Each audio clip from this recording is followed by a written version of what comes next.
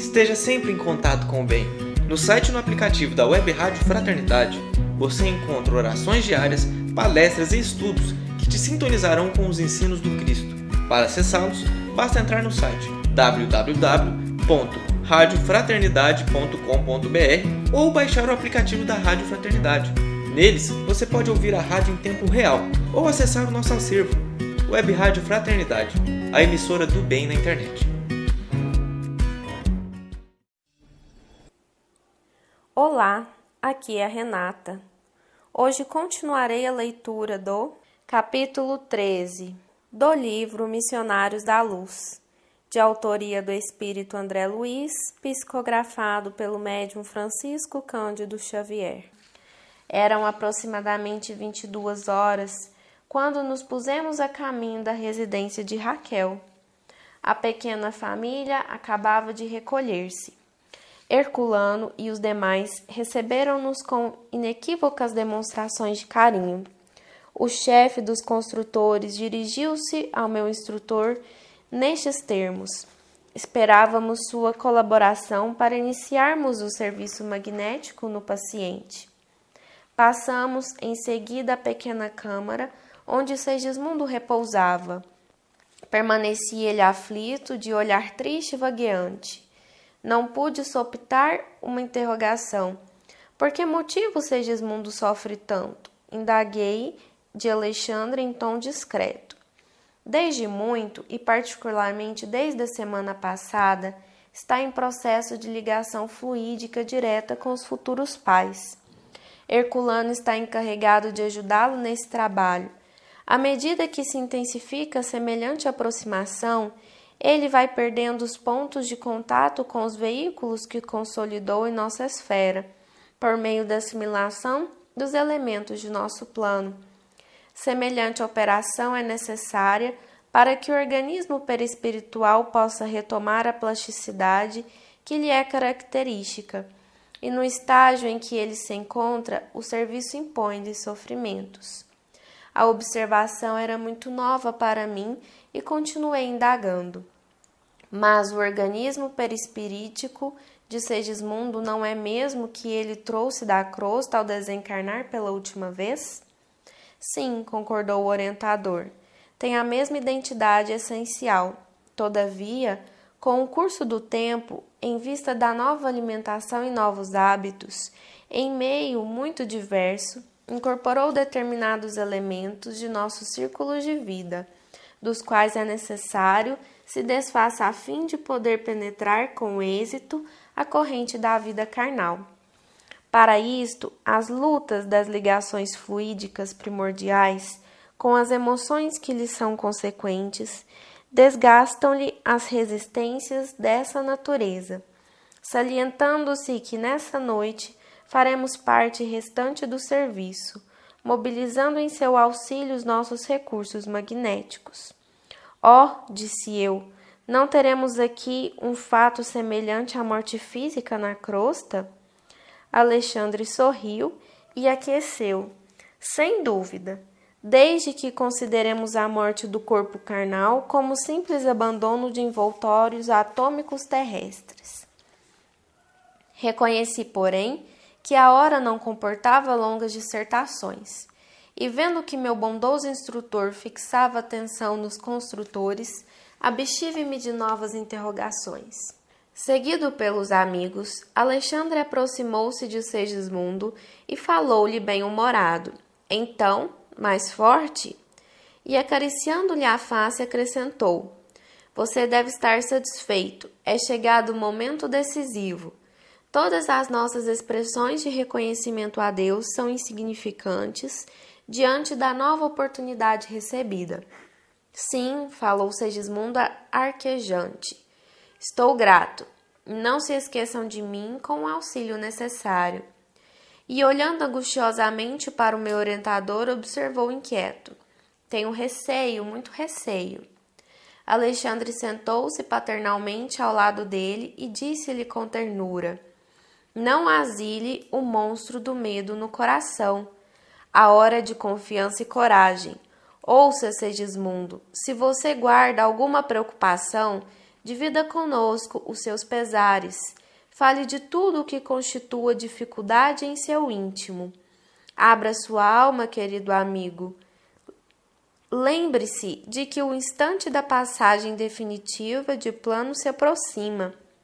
Torna-se indispensável manter o pensamento puro, lavado de todos os detritos. O interlocutor deixou cair algumas lágrimas e conversou com esforço. Sabe que empreendi pequenina obra de socorro nas cercanias de nossa colônia espiritual. A obra foi autorizada pelos nossos maiores e, apesar do bom funcionamento, sinto que não está terminada e que tenho em uma estrutura grandes responsabilidades. Não sei se fiz bem, pedindo agora o retorno à crosta do mundo, antes de consolidar meu trabalho. Entretanto, reconheci que para seguir além, precisava reconciliar-me com a própria consciência, buscando os adversários de outro tempo, a fim de resgatar minhas faltas. E enquanto o instrutor e os demais amigos o acompanhavam em silêncio, Segismundo prosseguia. Foi por isto que insisti tanto pela obtenção de minha volta. Como poderia induzir os outros à plena conversão espiritual diante dos ensinamentos do Cristo, sem haver pago minhas próprias dívidas? Como ensinar os irmãos sofredores, sofrendo eu mesmo, dolorosas chagas em virtude do passado cruel? Agora, porém, que se aproxima um recomeço difícil, tortura-me o receio de errar novamente. Quando Raquel e Adelino voltaram, prometeram-me amparo fraternal e estou certo de que serão 2 benfeitores para mim. No entanto, aflige-me receios e ansiedades ante o futuro desconhecido. Valendo-se da pausa que se fizera naturalmente, Alexandre tomou a palavra, com franqueza e otimismo. Não adianta inquietar-se tanto, meu amigo. Desprenda-se de suas criações aqui. Todas as nossas obras, efetuadas de acordo com as leis divinas, sustentam-se por si mesmas e esperam-nos em qualquer tempo para a colheita de saborosos frutos de alegria eterna. Somente o mal está condenado à destruição e apenas o erro necessita laboriosos processos de retificação. Esteja, portanto, calmo e feliz. Sua insistência pelo regresso atual aos círculos terrenos foi muito bem lembrada. O resgate do desvio de outra época concederá ao seu espírito uma luz nova e mais brilhante. Persevere no seu propósito. Valer-se da escola, receber-lhe a orientação sublime, assenhorear-se-lhe dos benefícios, representa a maior felicidade do aluno fiel. Assim, pois, Segismundo, a sua felicidade de voltar agora à esfera carnal é muito grande. Lave a sua mente na água viva da confiança de Deus e caminhe. Para a nova experiência, você não pode levar senão o patrimônio divino já adquirido com o seu esforço para a vida eterna, construindo pelas ideias enobrecedoras e pelas luzes íntimas que o seu espírito já conquistou. Não se detenha, desse modo, em lembranças dos aspectos exteriores de nossas atividades neste plano. Persistir em semelhantes estados da alma poderá trazer consequências muito graves, porquanto a sua inadaptação perturbaria o desenvolvimento fetal e determinaria a morte prematura de seu novo aparelho físico no período infantil. Não se prenda a receios pueris. A verdade é que você deve e precisa pagar, mas, em sã consciência, qual de nós não é devedor? Com tristeza e abatimento, nunca resgataremos nossos débitos. É indispensável criar esperanças novas.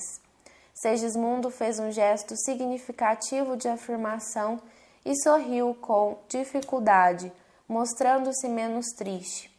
Não perturbe o seu trabalho valioso do momento. Recorde as graças que temos recebido e não tema. Calando-se o mentor, notei que Segismundo, sob forte emoção, não conseguia recursos para manter a palestra.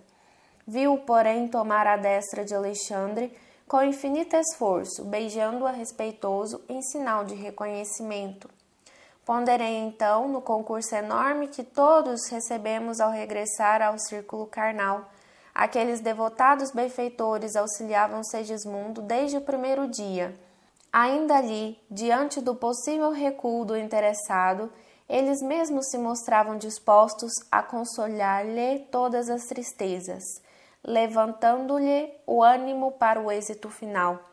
Os espíritos construtores começaram o trabalho de magnetização do corpo perispirítico, no que eram amplamente secundados pelo esforço do abnegado orientador, que se mantinha dedicado e firme em todos os campos de serviço. Sem que me possa fazer compreendido de pronto pelo leitor comum, devo dizer que alguma coisa de forma de Segismundo estava sendo eliminada. Quase que imperceptivelmente, à medida que se intensificavam as operações magnéticas, tornava-se ele mais pálido. Seu olhar parecia penetrar outros domínios. Tornava-se vago, menos lúcido. A certa altura, Alexandre falou-lhe com autoridade. Segismundo, ajude-nos, mantenha clareza de propósitos e pensamento firme. Tive a impressão de que o reencarnante se esforçava por obedecer. Agora, continuou o instrutor, sintonize conosco relativamente à forma pré-infantil. Mentalize sua volta ao refúgio maternal da carne terrestre. Lembre-se da organização fetal. Faça-se pequenino. Imagine sua necessidade de tornar a ser criança para aprender a ser homem. Compreendi que o interessado precisava oferecer um maior coeficiente de cooperação individual para o êxito amplo. Surpreendido, reconheci que, ao influxo magnético de Alexandre e dos construtores espirituais, a forma perispiritual de Segismundo tornava-se reduzida. A operação não foi curta nem simples. Identificava o esforço geral para que se efetuasse a redução necessária. Segismundo parecia cada vez menos consciente. Não nos fixava com a mesma lucidez e suas respostas às nossas perguntas afetuosas não se revelavam completas. Por fim, com grande assombro meu, verifiquei que a forma de nosso amigo assemelhava-se à de uma criança.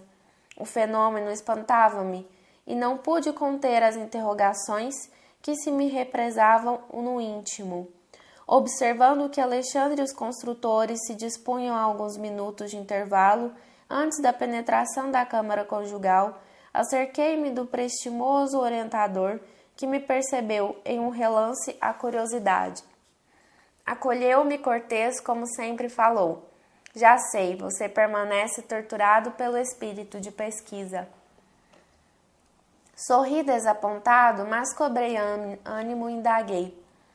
Como pode ser o que vejo? Ignorava que o renascimento compelisse o plano espiritual a serviços tão complexos. O trabalho enobrecedor está em toda parte, acentuou Alexandre atenciosamente. O paraíso da ociosidade é talvez maior ilusão dos princípios teológicos que obscureceram na crosta o sentido divino da verdadeira religião.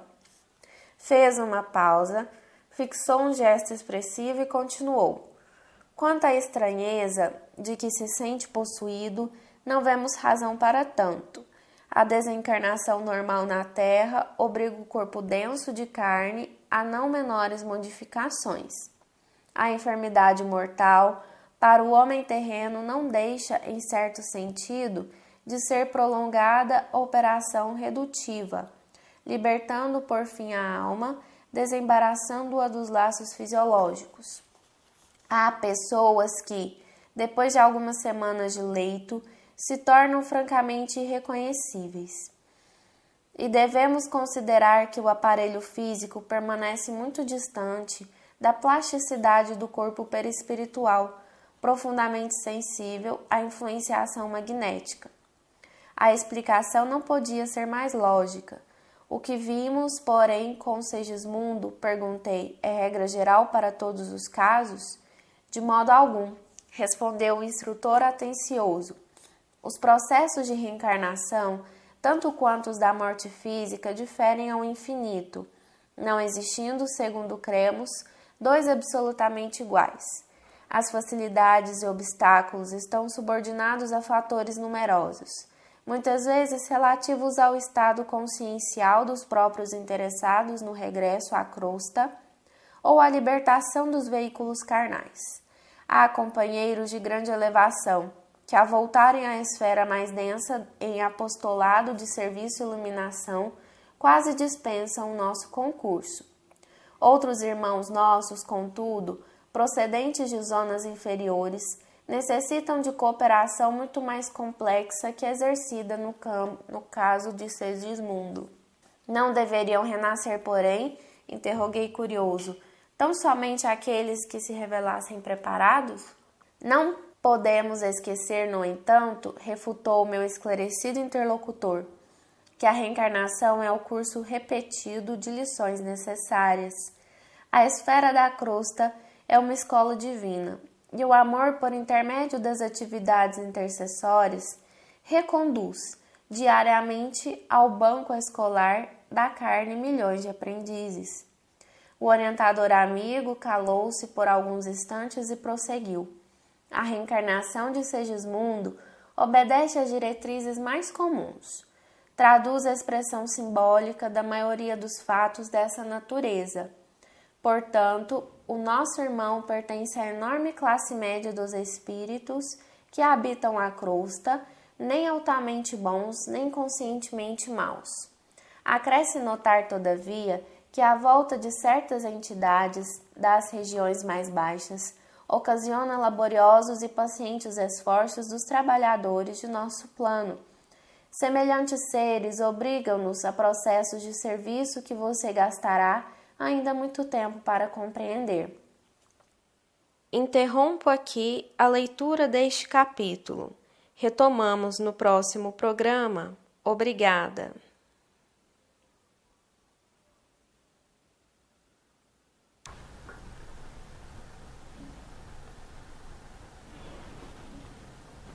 Olá pessoal, aqui é Licurgo.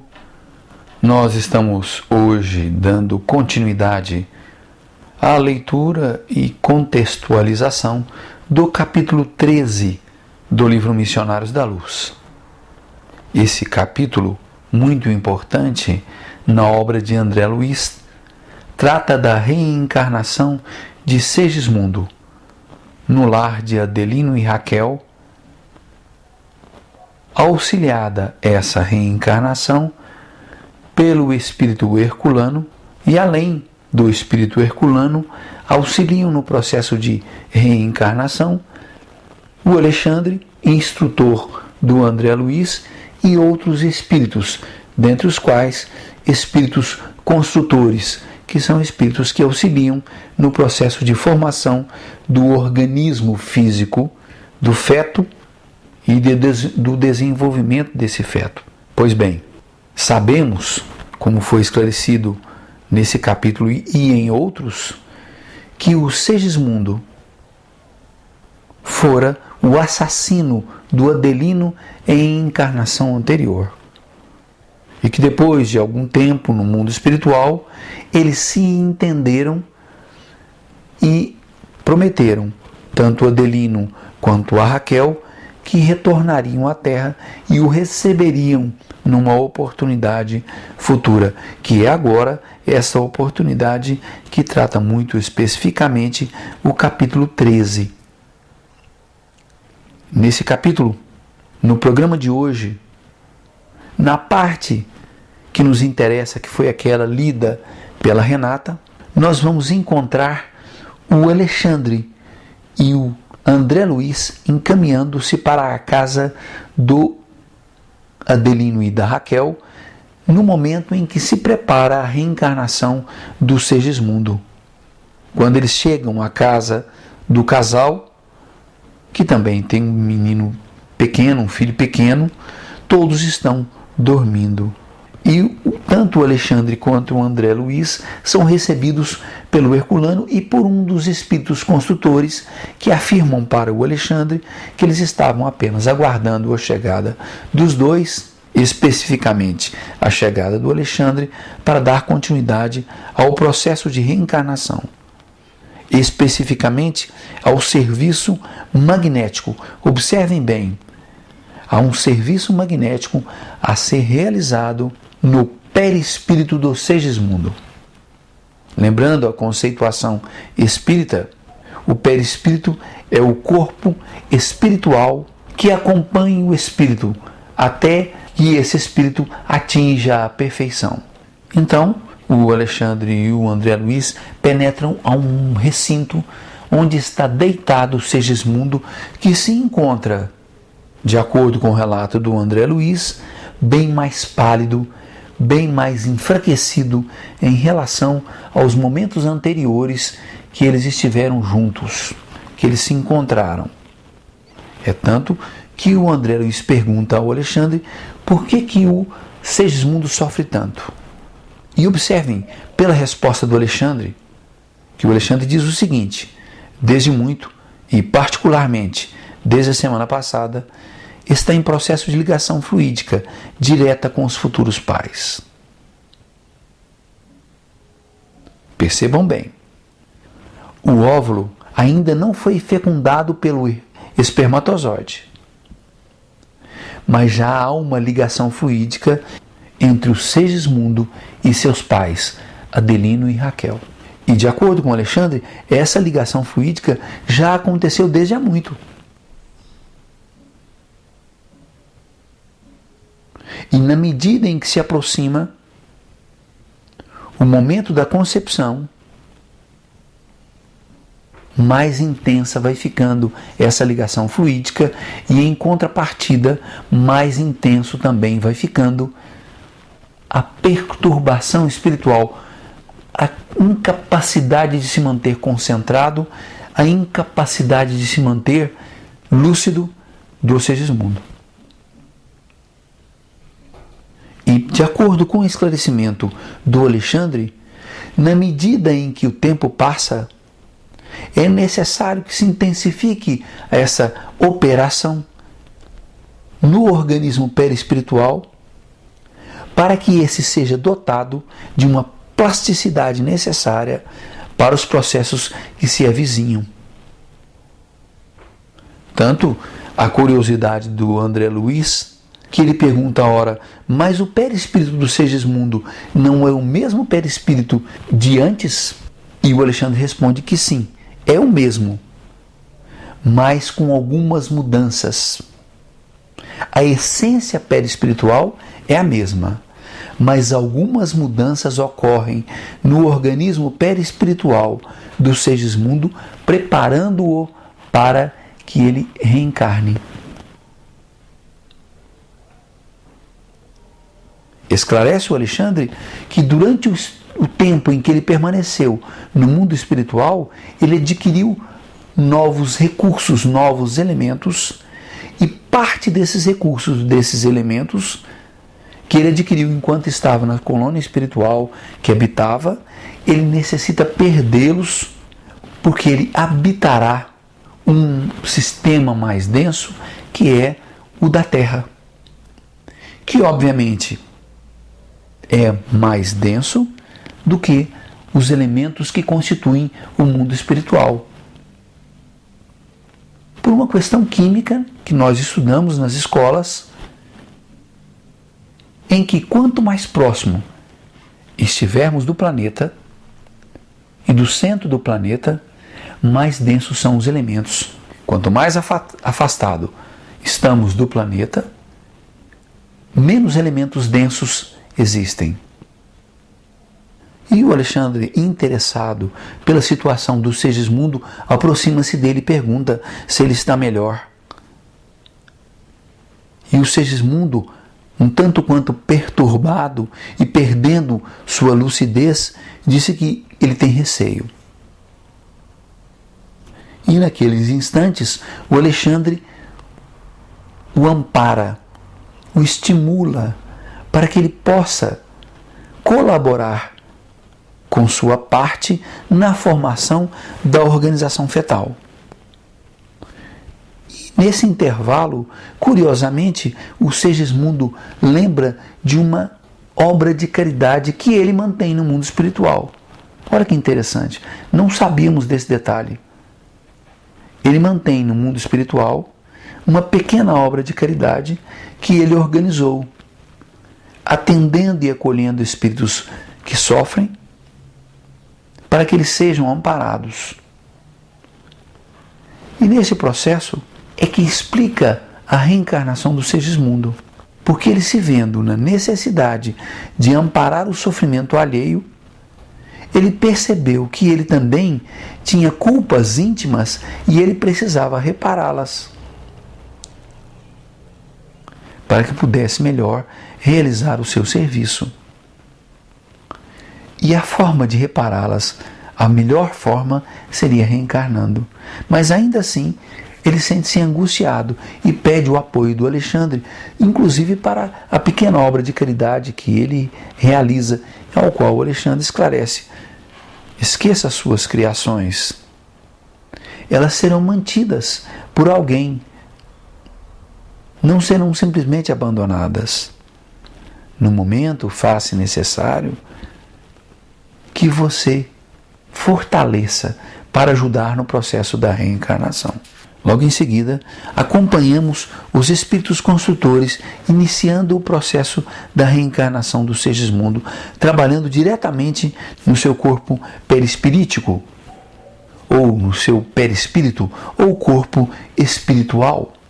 E o André Luiz percebe que alguma coisa, conforme ele mesmo diz, na forma perispiritual do Segismundo começa a mudar. Estava sendo eliminado algo.